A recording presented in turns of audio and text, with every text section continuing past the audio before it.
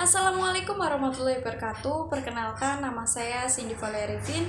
Saya dari kelas 3 Ekonomi Syariah C, NIM 1817201052. Di sini saya akan memaparkan mata kuliah pengantar auditing dari pertemuan pertama sampai dengan pertemuan ketujuh.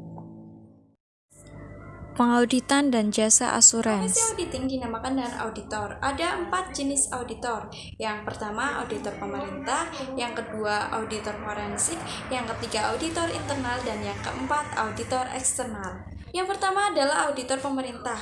Auditor pemerintah adalah auditor yang bertugas atas jasa keuangan negara atau instansi-instansi pemerintah. Yang kedua adalah auditor forensik.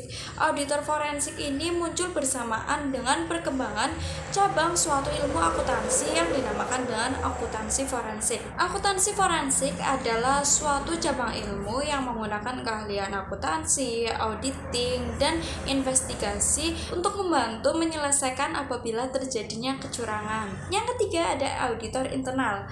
Auditor internal adalah auditor yang bekerja pada perusahaan tersebut. Yang keempat adalah auditor eksternal. Auditor eksternal biasa disebut dengan auditor independen, auditor yang berasal dari luar perusahaan, dan biasanya ia memeriksa atau memberikan tanggapan kepada perusahaan lain atau perusahaan klien. Selanjutnya ada jasa asuransi. Jasa asuransi dibagi menjadi 3, yaitu jasa atestasi, jasa asuransi lainnya, dan jasa bukan asuransi. Jasa asuransi. Asuransi adalah sebuah jasa independen yang disediakan oleh para profesional dengan memberikan jaminan informasi bagi para pengambil keputusan. Jasa ini membantu meningkatkan keandalan dan relevansi informasi sebagai dasar dalam pengambilan keputusan. Jasa atestasi. Jasa atestasi adalah jenis jasa asuransi yang dilakukan KAP dengan menerbitkan suatu pernyataan tertulis yang menyatakan kesimpulan tentang keandalan suatu laporan, misalnya laporan keuangan yang dibuat oleh pihak lain. Jasa asuransi lainnya. Dalam jasa asuransi lainnya ini, jaminan diberikan atas keandalan dan relevansi informasi, baik informasi yang dinyatakan secara tertulis maupun tidak oleh pihak lain. Jasa bukan asuransi. KAP dapat juga memberikan berbagai jenis lain yang pada umumnya bukan merupakan jasa asuransi. 3 contoh jenis jasa bukan asuransi yang sering diberikan KAP adalah: yang pertama, jasa kompilasi, yang kedua, jasa perpajakan, dan yang ketiga, jasa konsultasi manajemen.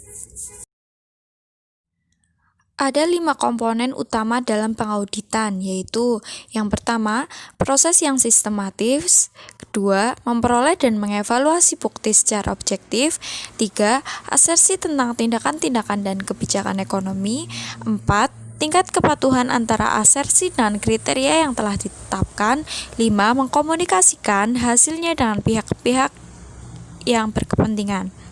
Selanjutnya ada 5 jenis pengauditan.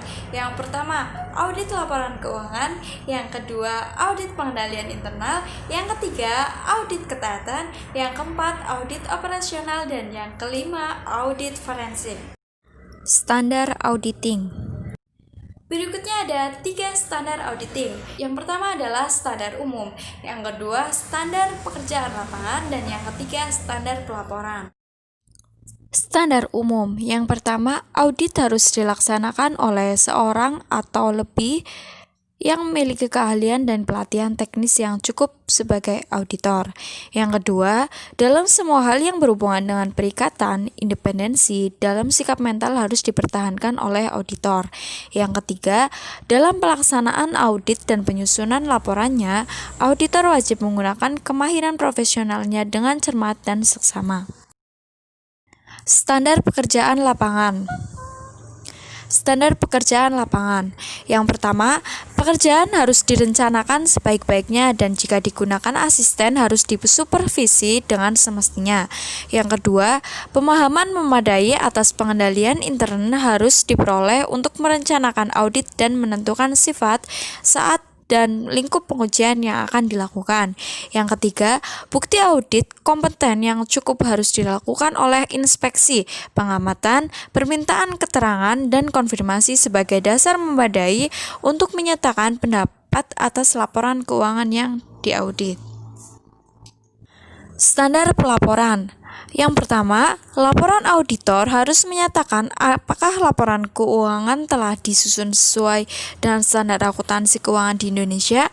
2. Laporan auditor harus menunjukkan atau mengatakan jika ada ketidakkonsistenan penerapan prinsip akuntansi dalam penyusunan laporan keuangan periode berjalan dibandingkan dengan penerapan prinsip akuntansi tersebut dalam periode sebelumnya. Yang ketiga, pengungkapan informatif dalam laporan keuangan harus dipandang memadai kecuali dinyatakan lain dalam pelaporan audit. Yang keempat, laporan audit harus memuat suatu pernyataan pendapat mengenai laporan keuangan secara keseluruhan atau suatu asersi bahwa pernyataan demikian tidak dapat diberikan.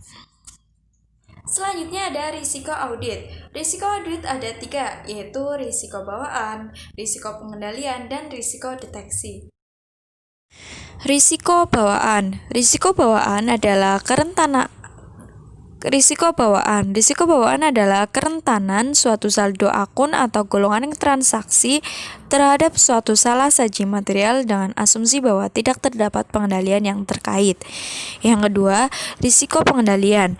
Risiko pengendalian adalah risiko bahwa suatu salah saji material yang dapat terjadi dalam suatu asersi tidak dapat dicegah atau dideteksi secara tepat waktu oleh pengendalian intern entitas. Risiko deteksi. Risiko deteksi adalah risiko bahwa auditor tidak dapat mendeteksi salah saji material yang terdapat dalam satu asersi. Risiko deteksi merupakan fungsi efektivitas prosedur audit dan penerapannya oleh auditor. Materi selanjutnya ada penerimaan perikatan audit. Di materi kali ini ada 2 tahap, yaitu tahap-tahap laporan keuangan dan tahap-tahap atas penerimaan perikatan audit. Ada 4 tahap dalam laporan keuangan audit. Yang pertama adalah penerimaan audit. Yang kedua ada perencanaan audit. Yang ketiga ada pelaksanaan audit. Dan yang keempat ada pelaporan audit. Selanjutnya ada perencanaan audit atau biasa disebut dengan audit plan, yang isinya adalah hal-hal yang mengenai klien, hal-hal yang mempengaruhi klien, dan perencanaan kerja audit. Hal-hal mengenai klien. Yang pertama ada bidang usaha klien, alamat, telepon, fax, email, dan lain-lain. Yang kedua, status hukum perusahaan, nama pemilik atau permodalan, accounting policy, neraca dan LR komparatif, client contact, dan accounting auditing tax problem. Yang kedua, hal-hal yang mempengaruhi klien bisa didapat di majalah-majalah ekonomi atau surat kabar, antara lain Business News, Ekonomi Keuangan Indonesia. Rencana kerja auditor, misalnya saving nama atau nama partner, nama manajer, supervisor, senior, dan asisten. Yang kedua, waktu pemeriksaan, kapan mulai, berapa lama, dan berakhir. Yang ketiga, jenis jasa yang diberikan. Yang keempat, time schedule, dan yang kelima, bantuan tambahan. Ada audit program. Audit program harus mencantumkan yang pertama, tujuan pemeriksaan. Yang kedua, audit prosedur yang dilaksanakan, dan ketiga ada kesimpulan pemeriksaan. Bukti audit dan prosedur audit. Selanjutnya adalah bukti audit. Bukti audit adalah informasi yang mendukung angka-angka atau informasi lain yang disajikan dalam laporan keuangan. Tujuan umum audit adalah untuk menyatakan pendapat atas kewajaran laporan keuangan dalam semua hal yang material, sesuai dengan prinsip akuntansi berterima umum di Indonesia. Prosedur audit adalah instruksi rinci untuk mengumpulkan tipe bukti audit yang harus diperoleh dalam waktu tertentu. Kertas kerja audit.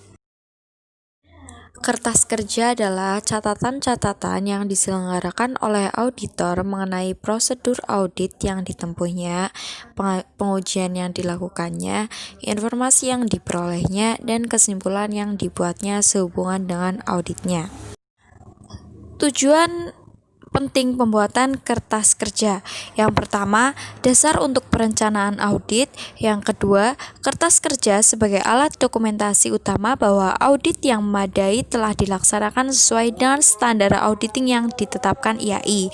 Yang ketiga, dasar untuk menentukan jenis laporan audit yang pantas. Yang keempat, dasar untuk penelaahan oleh penyelia dan partner.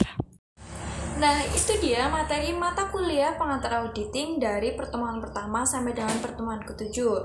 Sekian dari saya, apabila ada kesalahan saya mohon maaf. Wassalamualaikum warahmatullahi wabarakatuh.